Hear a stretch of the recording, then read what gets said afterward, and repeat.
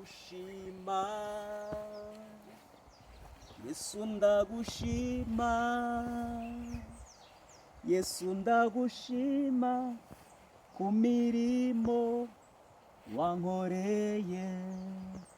Kababwira ikintu kimwe muri ubu buzima, hari ikintu gihesha amahoro mu buzima isi yose ikeneye, umuntu wese akeneye, wabyanga wabyemera, Imana ntabwo yita ku byaha byawe. Mu by'ukuri ibyaha byacu nubwo twebwe tubyitaho tukumva ko ari ibintu byahatari bizaturimbuza, ariko Imana ntabwo ibyitayeho. Umva, nta nubwo ibireba.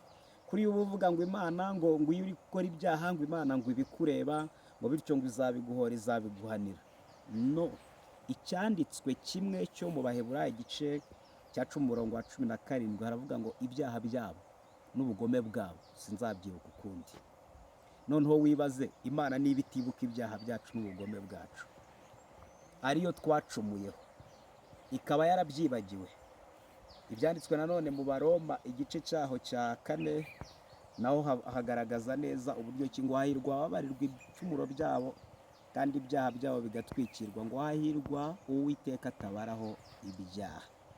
Ibaze rero noneho, ninde uhiriwe, ninde munyamugisha, ninde muntu ubayeho neza imbere y'Imana? Ni umuntu Imana itabaraho icyaha na kimwe. Hanyuma se wowe niba wibaraho ibyaha kandi Yesu yaramaze kugukuraho ibyaha, yaragutsindishirije, yarakugize uwera, umuziranenge, umutagawa mu maso y'Imana, niyo mpamvu wiciraho iteka. Imana nta cyaha ikubaraho, Imana iragukunda. Ese Imana ko muvuga ngo ntago ngo idukunda twakoze ibibi? Ababyeyi bacu bo mu mubiri ko badukunda twakoze ibibi, rwose tugakomeza tukabana nabo. None mwe mukunda kuvuga ngo Imana ngo iyo wakoze ibibi ngo irakwanga ikagutera umugongo. No, kuri iyi ngoma ya Yesu, nyuma y'uko Yesu yitambye, nyuma y'uko Yesu adupfiriye akatubambirwa, ntabwo Imana ikiturakariye yahise twita abana bayo. Turi abana bayo mu maraso, ntabwo yaduca, ntiyaduterana, ntiyaduhana.